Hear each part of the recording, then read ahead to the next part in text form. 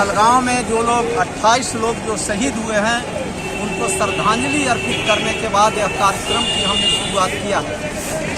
पूरे बिहार में हम लोगों ने आज 3 मई को वक्फ बोर्ड कानून जो लाए गए हैं इसे रद्द करने की मांग के साथ हम लोगों ने इस कार्यक्रम की शुरुआत करते हुए भाकपा माले से यह रैली निकला।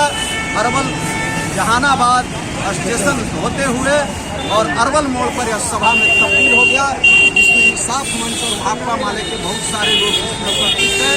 हम देश भर में यह चाहते हैं कि धर्म नफरत और युद्धोन्माद की राजनीति जो भाजपा कर रहा है इसके खिलाफ में यह जो है हमारा कार्यक्रम था।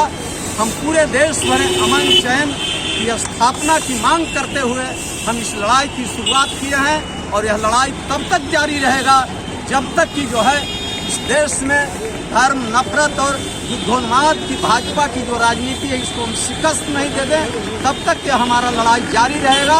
और देश भर में जो गंगा जमुनी संस्कृति है, जिस संस्कृति के अंदर हिंदू, मुस्लिम, सिख, ईसाई सभी लोग आज़ादी की लड़ाई 1857 से लेकर के 1947 तक लड़ते रहे, उन लड़ाई को, उस संस्कृति को हम जिंदा रखने के लिए इंसाफ में बताइए किस बात को लेकर के आज आप लोग यहाँ पे विरोध दिवस? आज पूरे बिहार के अंदर वक्फ बिल संशोधन कानून के खिलाफ मार्च आयोजित था। इसी में आज जहानाबाद में भाकपा माले कार्यालय से स्टेशन होते हुए अरवल मोड़ तक हम लोगों ने मार्च आयोजित किया और यहाँ हम लोगों ने एक छोटी सी सभा की, जिसकी शुरुआत जो पहलगाम में हमारे पर्यटक शहीद हुए हैं उनको श्रद्धांजलि के साथ हम लोगों ने किया है। ये मई का महीना है और 10 मई 1857 को पहली आज़ादी की लड़ाई की शुरुआत हुई। तब से लेकर के 1947 तक लाखों लोगों की शहादत के बल पर यह देश की आज़ादी मिली। हिंदू, मुस्लिम, सिख, ईसाई सबकी सिर्फ एक पार्टी थी उस समय, आरएसएस।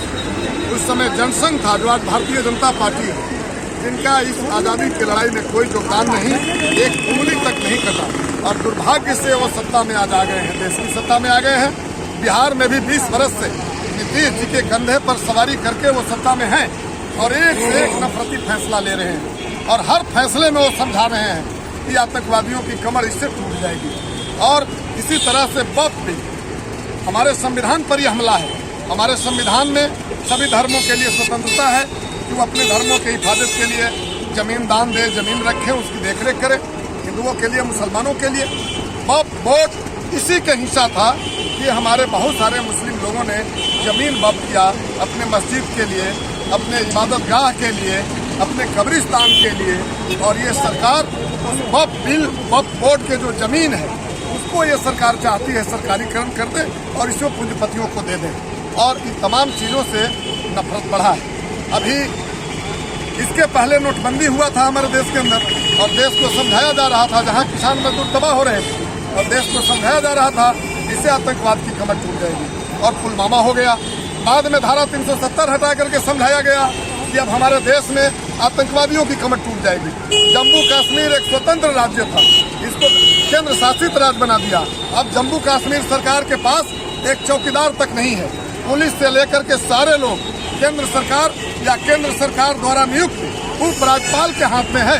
और आज एक बार फिर हमारे आतंकवादियों की शिकार पर्यटक हुए और देश उनसे जब सवाल पूछ रहा है तो फिर एक नफरती कोशिश।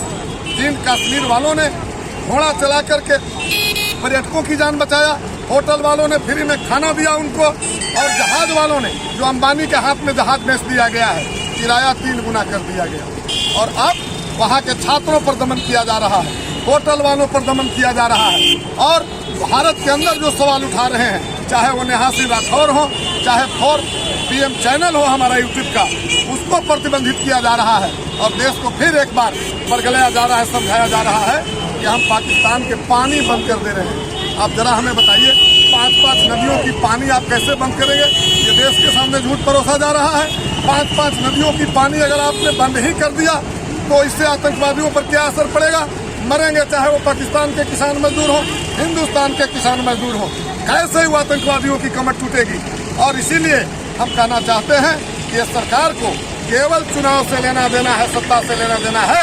और वो अभी ये कोशिश है कि ये जो पर्यटकों पर हमला है उसके प्रति हम श्रद्धा अर्पित करने के बजाय, हम आतंकवादियों को कमर तोड़ने के बजाय इसका इस्तेमाल हम बिहार के चुनाव में करें और बिहार के चुनाव को हड़प लें, तो हम लोग नहीं ऐसा होने देंगे। पूरा बिहार सचेत है, हिंदू, मुस्लिम, सिख, ईसाई अपने संविधान के प्रति सचेत है और आने वाले दिनों में भाजपा को बिहार में भी करारा जवाब मिलेगा, देश में भी करारा जवाब मिलेगा।